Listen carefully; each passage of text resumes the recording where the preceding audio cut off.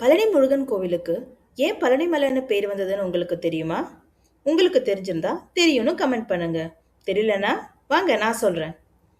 ஒரு நாள் கைலாயத்தில் இருக்கிற சிவபெருமானுக்கும் பார்வதிக்கும் நாரதர் மாம்பழம் கொண்டு வந்து கொடுத்தாரு. அது வெறும் மாம்பழம் இல்லைங்க, அது ஒரு ஞானப்பழம்.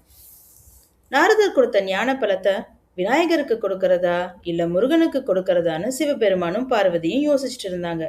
எனக்கு தான் ஞானப்பழம் வேணும்னு விநாயகரும் தனக்கு தான் வேணும்னு முருகரும் கேட்டுட்டு இருந்தாங்க. இந்த குழப்பத்துக்கு ஒரு தீர்வா 2 பேருக்கும் ஒரு போட்டி வைக்கலான்னு முடிவு செஞ்சாங்க. போட்டி என்னன்னா, இந்த உலகத்தை யாரு முதல்ல சுத்தி வராங்களோ அவங்களுக்கு தான் ஞானப்பழம் கிடைக்கும்னு முடிவு செஞ்சாங்க. உடனே முருகன் தன்னோட மயில் மேல ஏறி உலகத்தை சுத்தி வர கிளம்பிட்டாரு.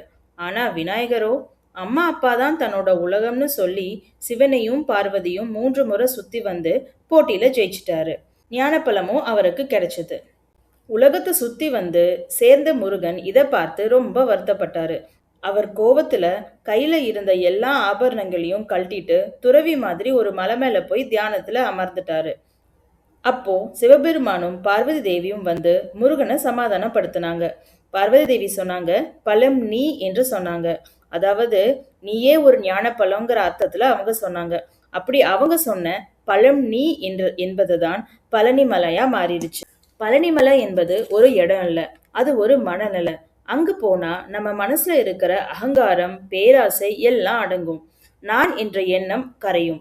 அதனாலதான் பழனி முருகன் தண்டாயுத பாணியா எல்லாத்தையும் துறந்த ஞான வடிவத்துல பழனிமலை இருக்காரு. இந்த கதை நமக்கு சொல்ற லெசன் என்னன்னா, வெற்றி கிடைக்கலனாலும் கவலைப்படாதீங்க.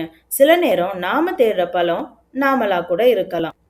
இந்த கதை உங்களுக்கு பிடிச்சிருந்தா லைக் பண்ணுங்க, ஷேர் பண்ணுங்க, அப்புறம் சப்ஸ்கிரைப் பண்ண மறந்துடாதீங்க. இன்னொரு குட்டி கதையோட உங்களை சந்திக்கிறேன். பாய். நன்றி.